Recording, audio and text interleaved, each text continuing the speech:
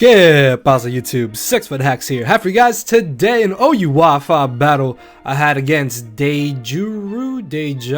I don't know how you pronounce your name, but if you see this, my mans, let me know your channel link and stuff, and I'll leave them down in the description. Of course, if you guys do enjoy the video, make sure to hammer that like button down below. And to answer the question of the day, as you can see, my opponent has a Mawile, which is pretty cool because recently Mega Mawile and I think Mega Djura as well were released. So that's pretty cool. Mega Mawile, I don't think it's going to stay in OU, but I think it's going to be pretty fun while it is in OU. So I'm running a very hyper offensively based team I uploaded with before, as my opponent also has a pretty offensive team, more of a offensive defensive team, just because he does have potential defensive Landers and this most likely defensive Tapu Fini.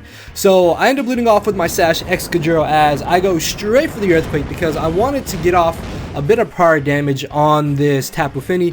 Plus I was positive that he wouldn't want to switch directly into Landers just because he doesn't know what I want to do. So I do get a little lucky here and I get a crit turn 1, but it's okay because this comes back to haunt me tenfold, as I am then going to take the chance to go for my Stealth Rocks this turn after he went for the Nature's Madness, which is fine because normally Tapu Fini don't carry Scald or Surf, so I highly doubt he's got too much to touch me with. As he switches in the Landers, I make a bit of an odd play here and I go for the Rapid Spin.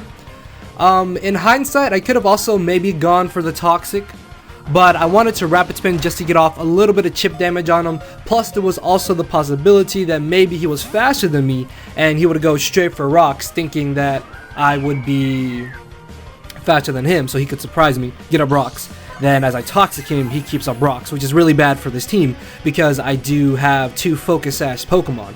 So he ends up switching back into the Tapu Fini as I end up going for the Earthquake.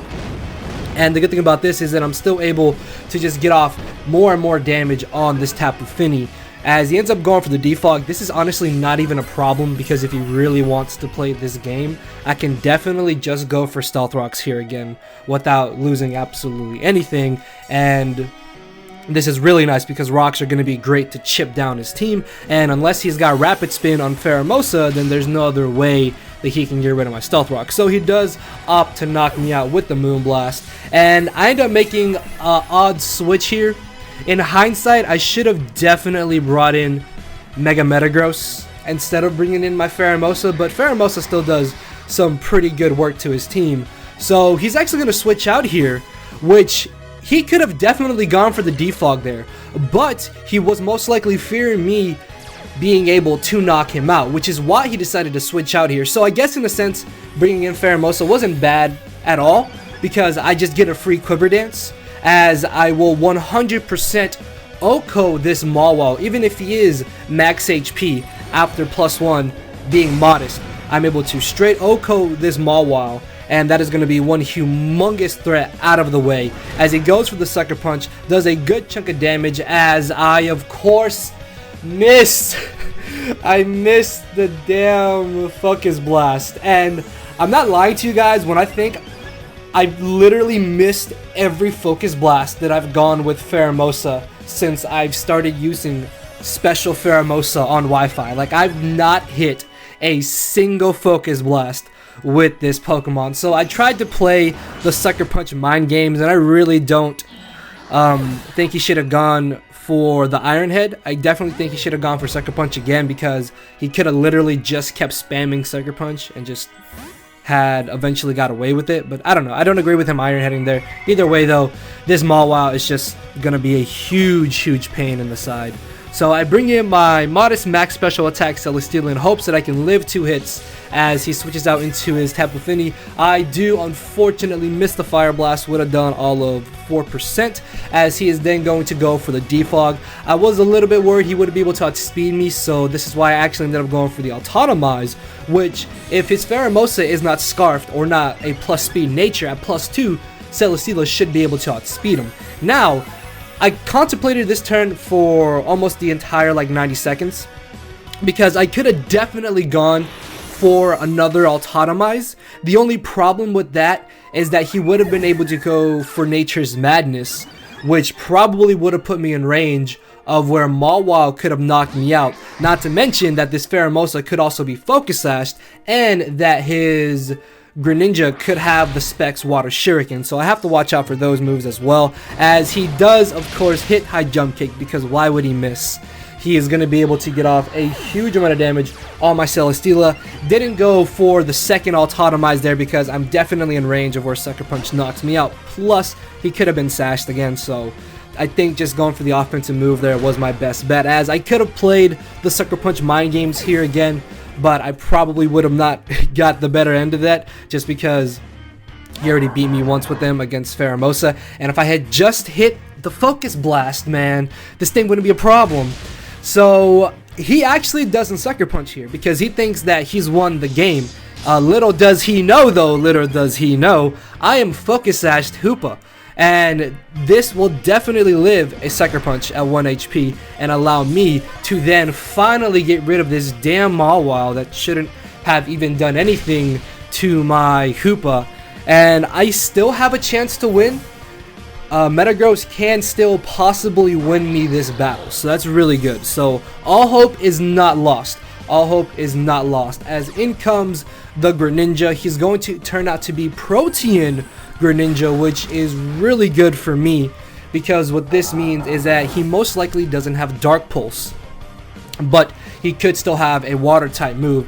And I kind of make another dumb play. I could have definitely just switched right into Metagross, I think, instead of bringing in my own Greninja, because then I just lose the speed tie, as of course he's able to gunk shot me and get the poison, which doesn't matter. But he gunk shots me, turns into a poison type before I'm able to gunk shot him. So this further tells me he probably didn't have Hydro Pump or Dark Pulse, because I think he definitely should have gone for Hydro Pump instead of gunk shot, just because it still does a lot of damage and gunk shot doesn't knock me out anyways.